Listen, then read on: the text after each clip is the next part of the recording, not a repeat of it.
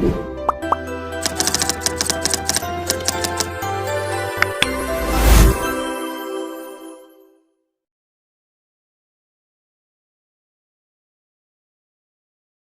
हैं कि एक पतिव्रता पत्नी अगर चाहे तो अपने पति के प्राण यमराज से भी वापस लेके आ सकती है। एक शख्स है जो अचानक एक दिन गायब हो जाता है और वापस कभी लौट के नहीं आता। घर वाले परेशान, उसकी पत्नी परेशान, उसके बच्चे परेशान, लेकिन वो लौट के कभी नहीं आता।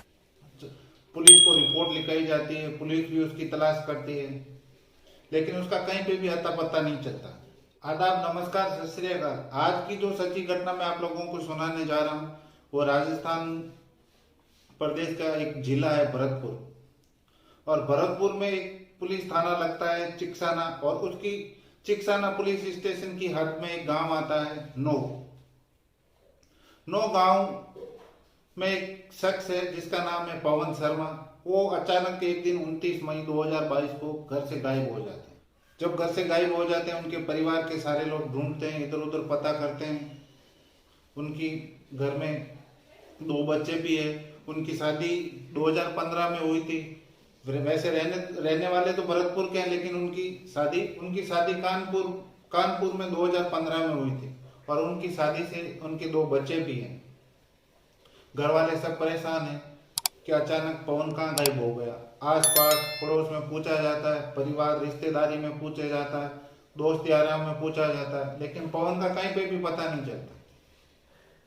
जब पवन का कहीं पता नहीं चलता है तो उनके पिता अगले 3-4 दिन के बाद पुलिस स्टेशन जाते हैं चिकसाना और अपने बेटे की गुमशुदा की रिपोर्ट दर्ज कराते हैं और पूरा बताते हैं कि उस तारीख को हमारा बेटा गायब हो गया, अब तक घर पे लौट के नहीं आया। तब पुलिस रिपोर्ट दर्ज करती है और उसमें जांच में जुट जाती है कि उसका आखिर गया तो गया कहाँ। घर में सब लोग परेशान हो रहे थे, पवन के मम्मी पापा, और सबसे ज्यादा तो परेशान उसकी घरवाली, उसकी पत्नी हो रही थी, क्योंकि उसका पति जो गायब हो गया था, जब लंबे समय बाद भी नहीं मिल रहा था, तो सब हैरान थे, परेशान थे। 29 मई को जब गायब हुआ था, 29 मई से अभी अक्टूबर आ गया, तब भी पवन का कुछ भी पता नहीं चला।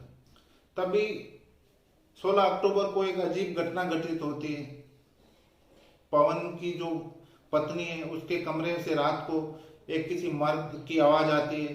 तब उनके जो भी घर वाले होते हैं वो सुनते हैं तो लगता है कि हाँ, बहू के कमरे से किसी के मर्द की आवाज आती है। तब वो और नजदीक जाके सुनते हैं, देखते हैं, पता करते हैं, तो उनको लगता है हाँ, हकीकत में जो आवाज आ रही है मर्द की, वो बहू के कमरे से ही आ रही है। तब वो वहां से कुंडी लगा देते हैं और पुलिस स्टेशन फोन करते हैं और बताते हैं कि हमारे बहू के कमरे में कोई घुस आया है और बहू उस कमरे में अकेली है। तब वहां पुलिस पहुंचती है और पुलिस पहुंच के जब वो दरवाजा खुलता है और तब देखती है तो सब हक्के बक्के रह जाते हैं और देखते हैं कि उनकी बहू और जो पड़ोस में रहने वाला शख्स योगेंद्र दोनों अपमानजनक स्थिति में खड़े थे, दोनों निर्वस्त्र खड़े थे।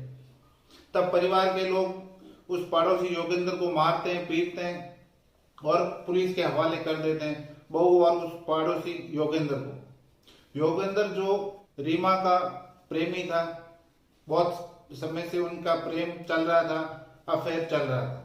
तब पवन के पिता को और भी उनके दोनों के ऊपर शक होता है और नए सिरे से वापस एफआईआर दर्ज कराते हैं। और इस बार एफआईआर में अपनी बहू और उस पड़ोसी योगेंद्र दोनों का नाम डला देते हैं और कहते हैं कि उनसे भी पूछा जाए कि पवन को गायब करने में इन्हीं का हाथ है, हो ना हो कहीं ना कहीं इन्होंने ही गायब किया है। जब पुलिस इन दोनों से सख्ती से पूछताछ की जाती है, तब पवन के बारे में ये कुछ भी बताने से पहले तो मना कर देते हैं।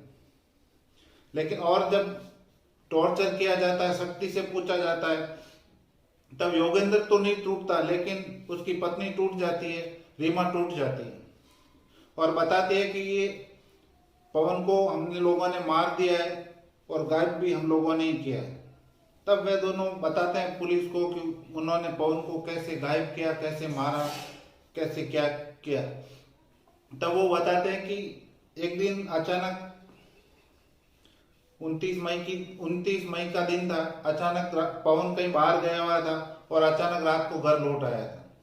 जब रात को घर पे लौट के आया तो योगेंद्र और उसकी पत्नी को जब अपमानजनक स्थिति में देखा तो उसका खून खौल उठा और वो मारने को दौड़ा।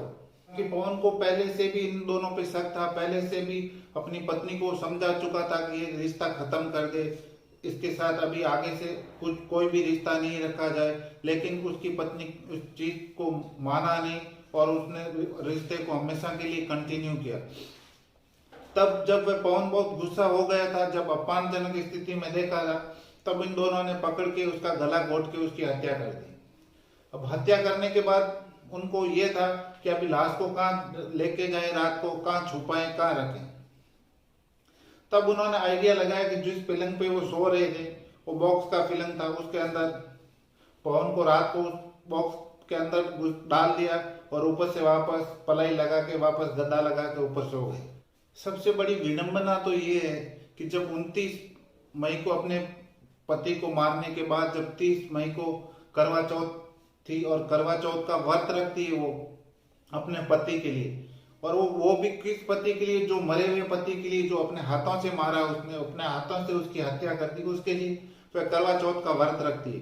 वो परिवार को दिखाने के लिए, आसपास के लोगों को दिखाने के लिए कि वो अपने पति से कितना प्रेम करती है। भले वो गायब क्यों ना हो गया हो, लापता क्यों ना हो गया हो, लेकिन अभी भी उससे कितना प्रेम करती हो। उसके सास ससुर को भी यही लगता है कि देखो हमारा बेटा तो भले इनको छोड़ के चला गया हो, वापस लौट के भी नहीं आ रहा, फिर भी उसके लिए व्रत रख रही है, उसकी लंबी आयु की कामना कर रही है। लेकिन वो तो उसी को मालूम था कि उसने क्या किया था क्या नहीं किया था। फिर उसी रात जिस दिन करवा चौथ था, उसी दिन रात को उसी रात को उन दोनों ने मिलके पवन की बॉडी को वहां से पलंग में से निकाला, एक गाड़ी में डाला और वहां से ले जाके उन्होंने एक पास में बह रही नहर में फेंक दिया। अभी पुलिस के लिए भी एक चैलेंजिंग बन गया था, क्योंकि मई से अक्टूबर आ गया था और पवन की बॉडी को ढूंढ पाना बहुत मुश्किल था, बहुत टफ टास्क था। तब पुलिस ने गौतम वोरा को लगाया और पूरा नहर की जांच की। तब जाके पवन की एक पैंट मिली जिसके अंदर उसका एक आधार कार्ड था, जिससे ये साबित हो पाया कि हाँ उन्होंने पवन को मारने के बाद इसी नहर में फेंका था। और उसी के आधार पर पुलिस ने इन दोनों को धारा 302 के तहत पुलिस केस दर्ज करके उनको जेल में डाल दिया है। तो ये कहानी यहाँ तक थी। आप लोगों को कैसी लगी इसके बारे में जरूर बताना, कमेंट जरूर करना। और ये कहानी अगर आप लोगों को पसंद आई हो तो प्लीज वीडियो को लाइक करें, शेयर करें और चैनल को सब्सक्राइब करना नहीं भूलें। Thank you.